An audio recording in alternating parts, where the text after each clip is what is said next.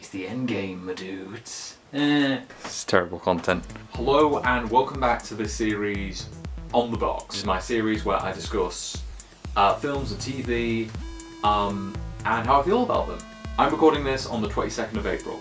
Now, on the 26th of April, Avengers Endgame will finally be released. The fourth Avengers film, the 22nd film in the MCU, and the last film of the Infinity Saga, which is what Kevin Feige has decided to call those films. The MCU has been running for 11 years now, and it's been great seeing it evolve. I love that form of storytelling. I love having multiple franchises connect back to the same universe, and it's like any long-running TV show where you watch the characters evolve over time. I kind of wish Endgame was the last, just because I think it kind of needs an ending, but who's to say where it'll go? Endgame will change the MCU moving forward, but how is it going to change? In today's video, I'm going to be discussing my own theories and sort of predictions about what will happen in Avengers Endgame and what might happen with the MCU moving forward.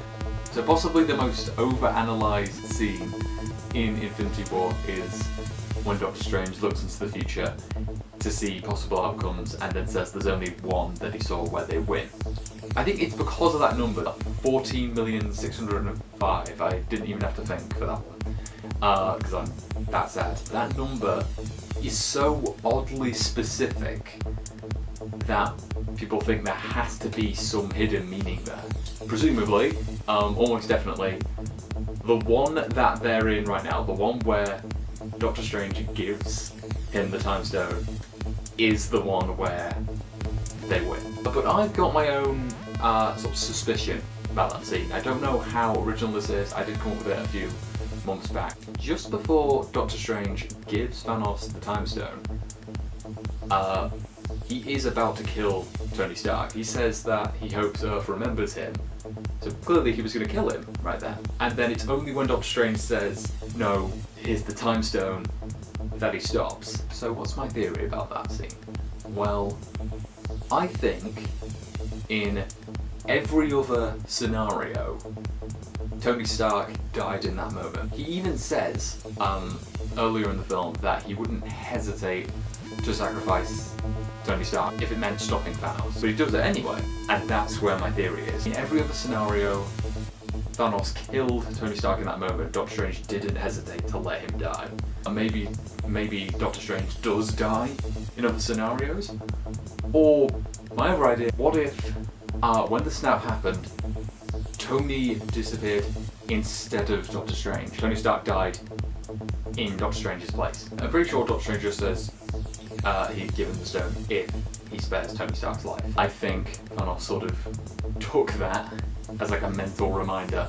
Okay, I'll let Tony Stark live. He knew to give him the stone, and in doing so, swapped places with Tony Stark basically. And Doctor Strange giving the Time Stone and saving his life is the sort of the catalyst that will lead to them winning, because he knew that Tony needed to be there. He needed to live through all that grief in order to win. So that's my theory, and I think that works fairly well given what we know.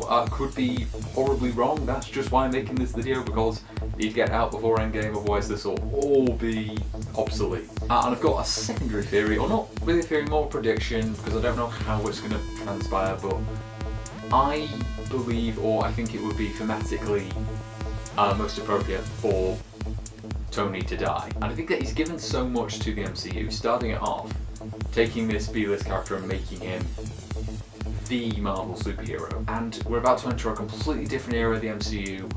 What better way to pinpoint that transition than to have the hero for the last 11 years sacrifice himself and have his entire character arc come full circle. Going from this billionaire playboy to the one who will sacrifice his life for the universe. It'd be a great send-off for Robert Downey Jr., it'd be a great send-off to the original Avengers, and it'd be a great ending to the Infinity Saga. He's been through so much that I don't think there's much more you can do. trailer for the next Spider-Man. Yeah, he's gonna come back. Tony Stark's not in that trailer. Where is he? Dead?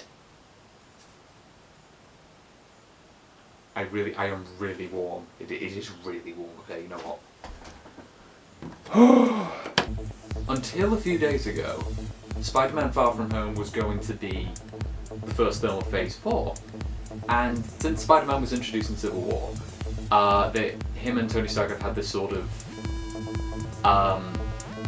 father-son, almost mentor relationship, almost as if Tony's preparing Peter to take his place one day. Obviously, Iron Man was the hero who started off in this Infinity Saga. So if Spider-Man almost replaces Tony Stark after his death, wouldn't it make sense for the next phase to start with Spider-Man? I think there is evidence in what films have been announced, what we know about the films that are coming up next, and just thematically where these films have been leading, that I think it would be the perfect place to cap it all off with the death of Iron Man. And those are my theories. Maybe they're wrong. I'll find out when I see Endgame Thursday morning.